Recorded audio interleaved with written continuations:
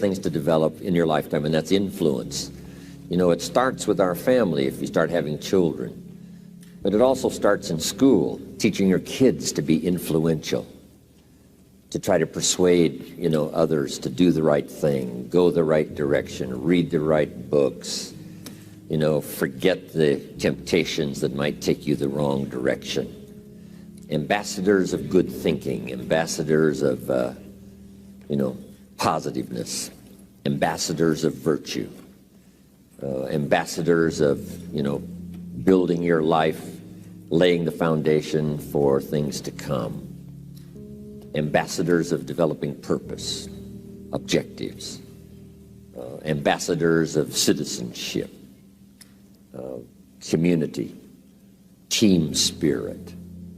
If children can start early, not just being themselves, but lending their influence on the positive side, that's the key. By helping others, we help ourselves. There's an ancient phrase, here's what it says: if you try to save your life, you will lose it. But if you will lose your life, meaning if you will invest your life, that's the best way to save it and to multiply it many times over. So you do me the greatest honor here by coming and letting me invest a piece of my life into your life. So here's the phrase: investing life into life has the potential of creating miracles. Investing life into life. Investing life into life creates a new baby. But investing life into life with ideas, information, association, influence can create enterprise, can create a corporation, can create a business, can create a movement, can create something that benefits many more people than just those few that might have invested in each other's lives. So this is the grand opportunity for me. It's why I'm here, really, to make another investment. And I do it gladly. And yes, you know, air travel is a little difficult, and you know, by the time you stand in line and pack your bags and check into the hotel and check out, traveling around the world is really hard work. For me, lecturing is easy. I call it work so that I get paid, you know. So, but this is the easy part. Really, traveling is the difficult part. Trying to get somewhere. I love to be there, but you know, getting there is it takes a push.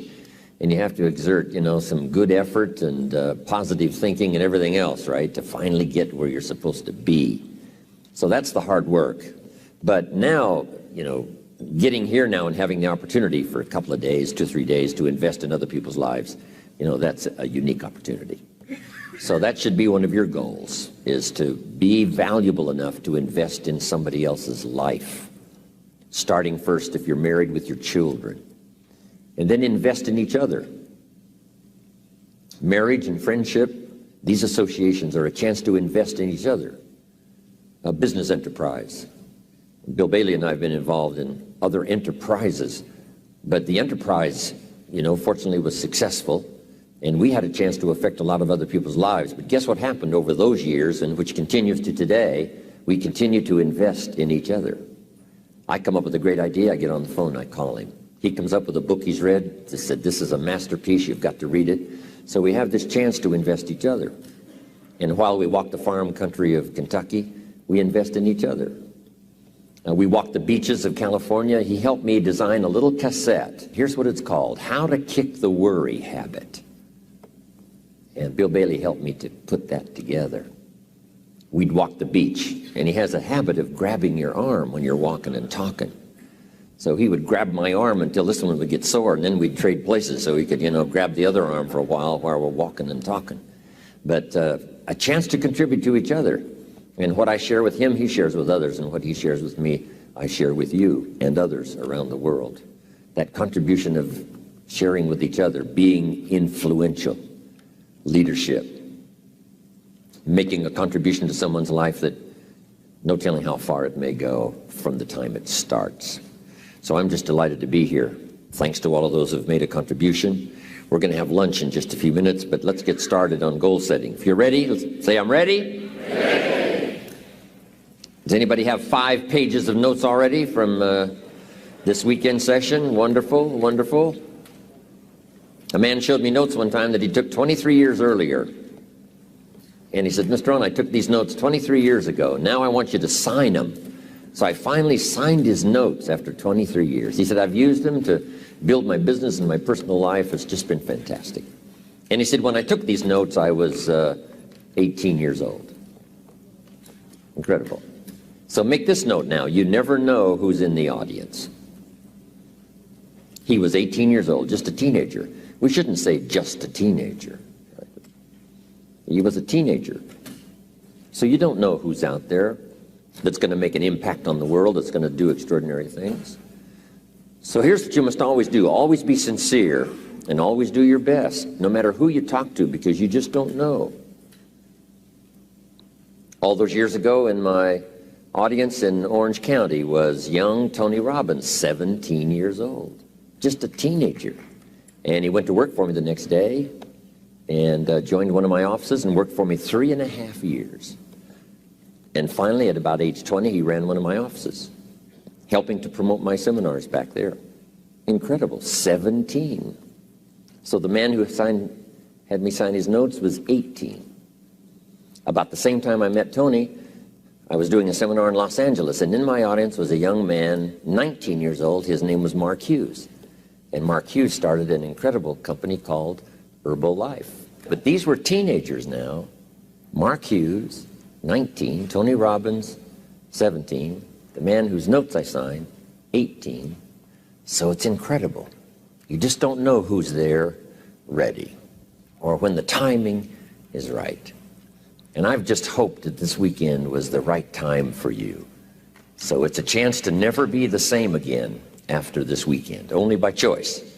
You know, by choice you can still go do the same old things. But if this weekend has touched you by what you've heard, the communication from several voices, it's been important. So jot this down. It takes more than one voice to help us to see, help us to think, help us to make decisions, help us to evaluate. It takes a variety of personalities, messages, points of view,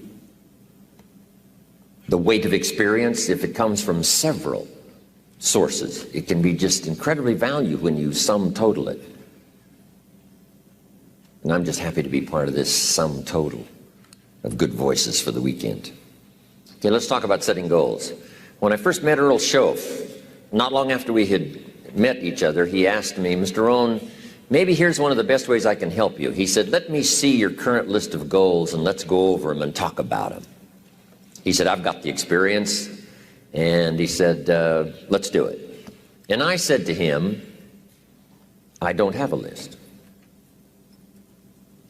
He said, wow, you don't have a list of your goals? I said, no. He said, well, if you don't have a list of your goals, he said, I can guess your bank balance within a few $100s, which he did. And I thought, isn't that something? Then I said to him, you mean if I had a list of goals, it would change my bank balance? He said, drastically. So that got my attention. And all those years ago, I learned how to set goals. And so we want to talk about that today. And we're just going to get started before lunch, and we're going to finish after lunch when we come back. But now let's make these notes now on setting goals. The promise of the future is an awesome force. We look back for experience, but we have to look forward now for inspiration. And what gives us inspiration to get up in the morning and do our job, learn skills, develop all that we can possibly be, is the promise of the future. And it can be so powerful that it can overwhelm any adversary you might have, any difficulties you might have. Here's a key phrase: reasons make the difference in how your life works out. Reasons make the difference in your appetite and zest for taking on the challenge, doing the job, becoming successful. Mr. Schoaf said, if you have enough reasons, you can do the most incredible things. You can get through the most difficult day. You can overcome the most unbelievable challenges if you have enough reasons. And so he said to me, If you haven't got a list of your goals, Mr. Rohn, it's probably because you don't have enough reasons.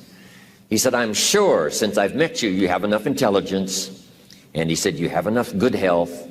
And he said, you have, all of those things working for you. But here's what you must work on now is to have enough reasons. Looking into the future, developing reasons. Okay. So now make these notes. We're primarily affected by 5 things. Number 1 is the environment, the political environment, the social environment, the physical environment. Whatever surrounds us affects us. The city, the country, the countryside, the village, the office, the people. We're constantly affected and shaped by our reaction and decision making. A lot of it depends on the environment. And for the physical environment, we all need to pay attention to that. Make every contribution you can. It's one little small planet. Remember those first pictures from space? Looking back on Earth? It looked so fragile. It looked so small. We thought, wow, so many people live there. How can that be? We must take care of it. It's, right now, it's the only planet we got. Do everything we can. My mama taught me those little things, right? Pick up, don't leave your trash. A little thing like, I remember I got a toothpick once at the cafe, and I took the little cellophane off the toothpick and I just dropped it on the floor.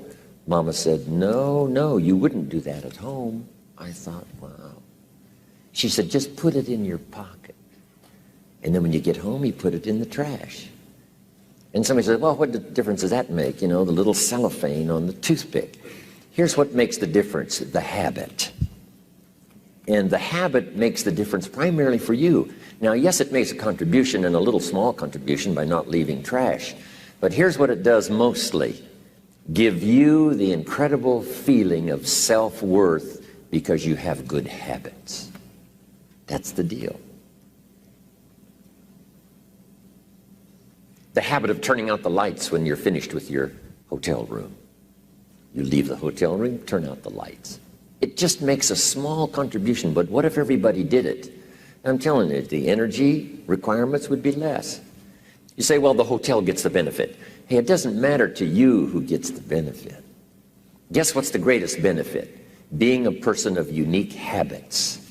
Habits that not only, make you perform as far as skills are concerned, but habits that make you feel good about yourself. And then sometimes we get the question, why do it? And I got the best answer to that. Why not do it?